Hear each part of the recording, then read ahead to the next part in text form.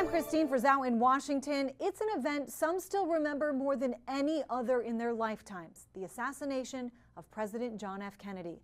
Now, thousands of pages of just released documents are painting a clearer picture of events leading up to and following that day.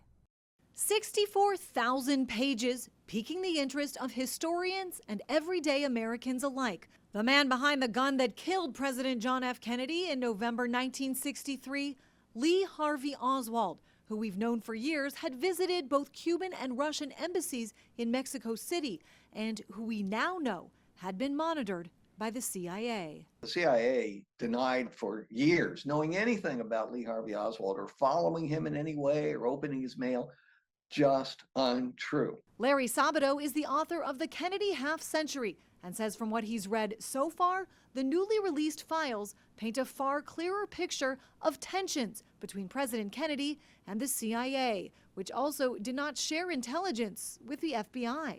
Neither organization told the other what they knew, and most important of all, they didn't notify the Secret Service. Imagine if the Secret Service had known he was working in the Texas School Book Depository building.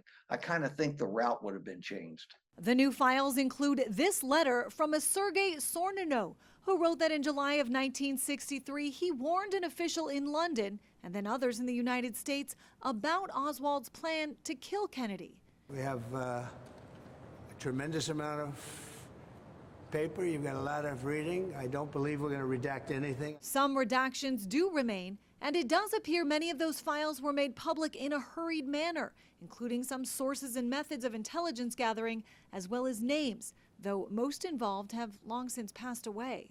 We've also found things they shouldn't have released, like social security numbers. That's forbidden by law, but sure enough, they're in there. These are by no means all of the files. Some do remain classified, including about 2,400 pages the FBI said last month it had just discovered.